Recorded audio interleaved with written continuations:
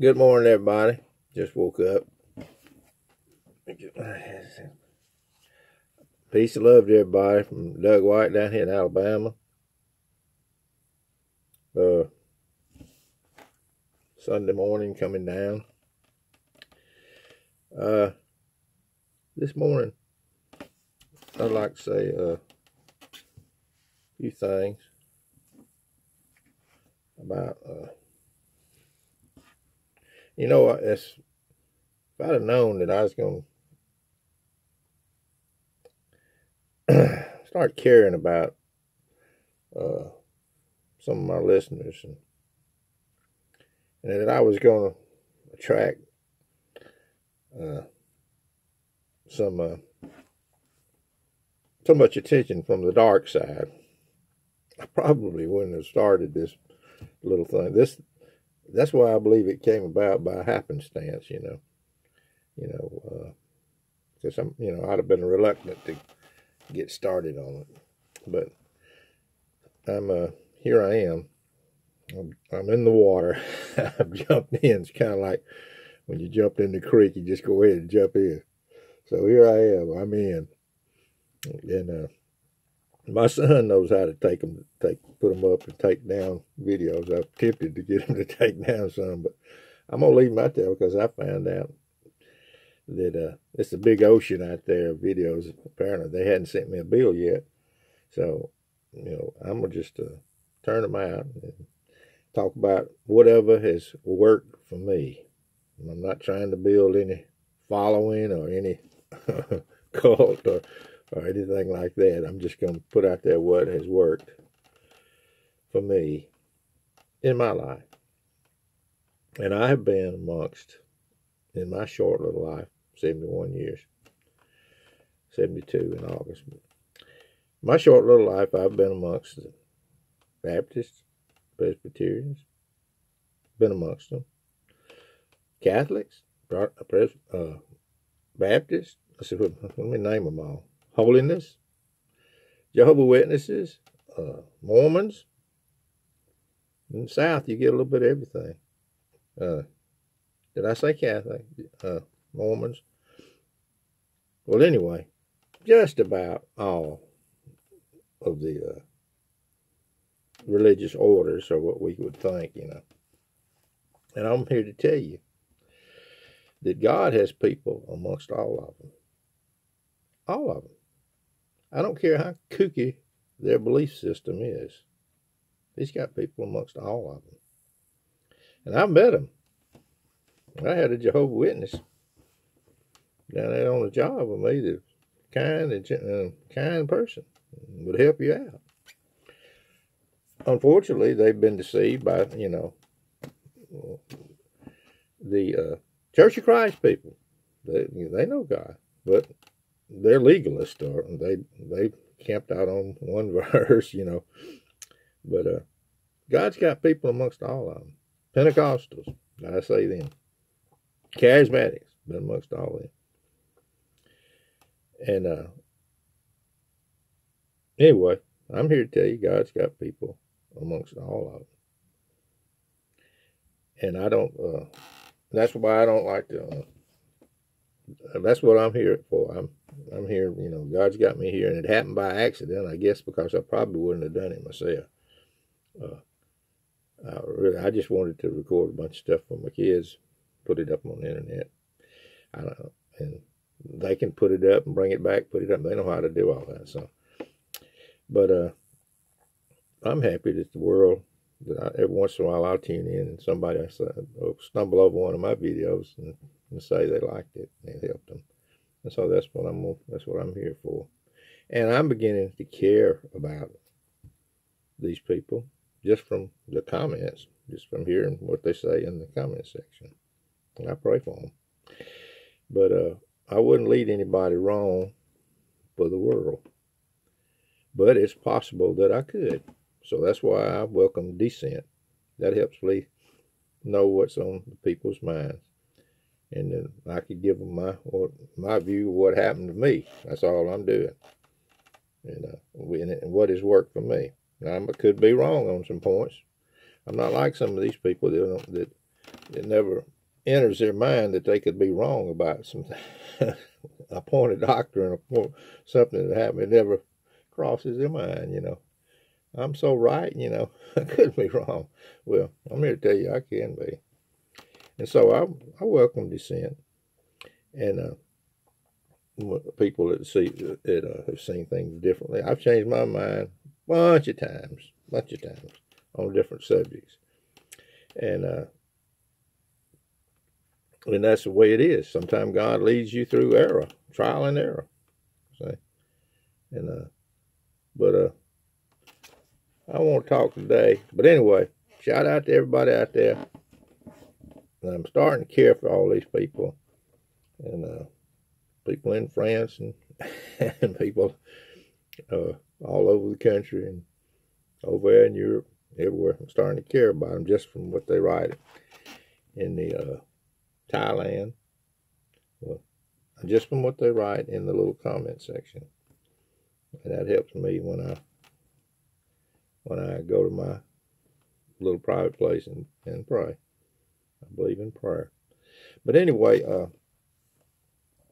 today I'm going to talk about another controversial subject, which I always seem to do. And that is the second blessing by the, I guess, Pentecostals, what is known as the Pentecostals. I'm really going to open a can of worms today. But I'm just going to put my view out there.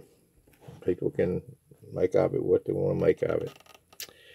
And I'm going to just tell you what's helped me. You know, the second blessing of the Charismatics and the Pentecostals. First of all, I want to say that anybody believes differently, it's not going to affect your eternal salvation.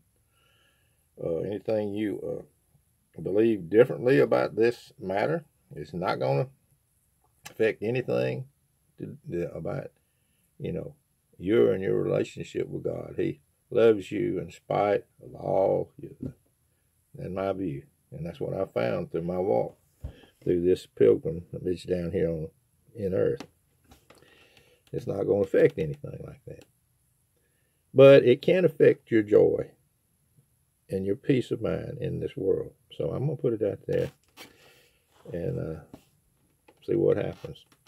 But anyway, this is talking about the second blessing, that you're sort of a second-class citizens amongst some of these, what they call the full gospel, or the people are sort of second-class citizens if they don't have this gift demonstrated with speaking in other tongues. There I am, I said it, you know. So in my view, anybody can believe what they want to about this second blessing. But I believe there's a second, third, fourth, fifth, hundreds of blessings that God puts upon us. And nobody is any second-class citizen if they don't subscribe to this particular doctrine.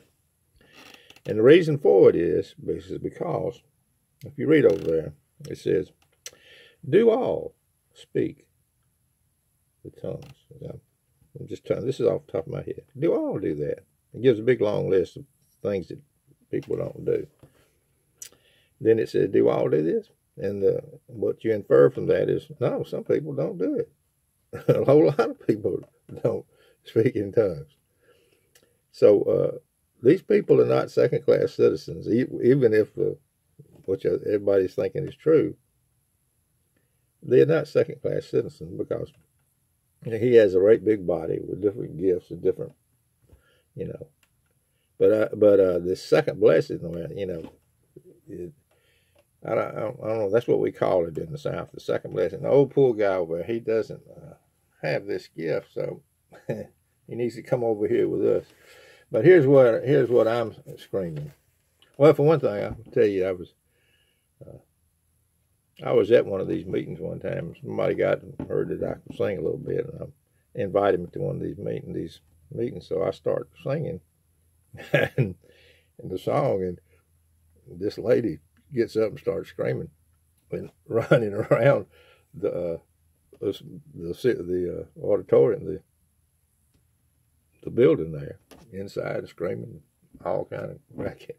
And the lady was waiting behind and said, "Yeah, keep going, keep going." But anyway, I'm just saying, let everything be done decently and in order. But let me read to you. You know, you've heard over there in Ephesians 4 and 4. For there is one body, one spirit, even as you're called, and one hope of your calling. Let me get to it before we run out of time. And one Lord, one faith, one baptism. So, what is this one baptism?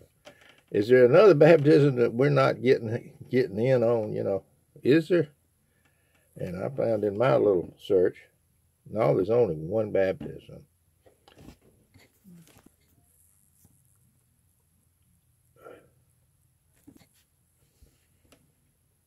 No, my wife can get me some coffee going. But where was it? The one baptism. No, you're not any second-class citizen if you don't have this. Supposedly have this gift that they're talking about in a lot of the charismatics and the Pentecostals are talking about. After all, let me say, there's wonderful people in all these different orders that are God's own people, and error does not cause you not to be one of God's children. For by one Spirit are we all baptized into one body, whether we be Jew or Gentile, whether we be bond or free, or have been all made. We have all been made to drink of one Spirit. Say, by one Spirit. That's not a water baptism. That's a Spirit baptism. One Spirit. Say, I used to read those things. I said, well, golly, I've been baptized more than one time. Everybody in town baptized me just about. But by one Spirit are we all baptized into one body, whether we are Jew or Gentile, whether we be bond or free, and have been all made, not asked, to drink into one Spirit.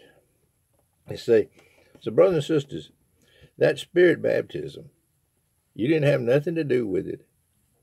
It found you, and you were baptized into that one body, and you didn't have anything to do with it, brothers and sisters.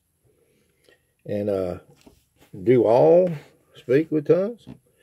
Which the inspiration with that would be, no, everybody doesn't do it, I don't guess.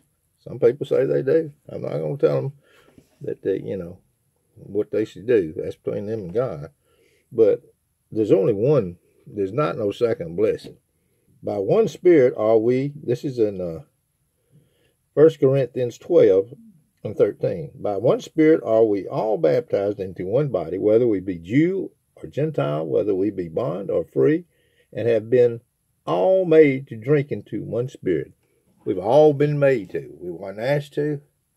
God found us where we were at, dead and trespassing in sins, and baptized us into His body. And it's totally 100% grace. A free gift of God.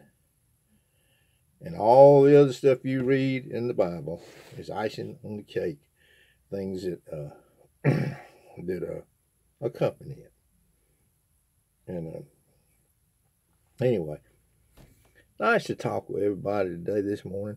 I hope I didn't ramble too much, and I hope it hadn't stepped on too many toes out there, because all I'm after is if it's working for me. Not trying to build anything, any following or anything like that. It works for me, and so I'm gonna put it out there. And that's my view on the matter of this morning. Might come to you later on something else, I don't know. But God bless everybody. Shout out to everybody. And peace and love down here in Alabama.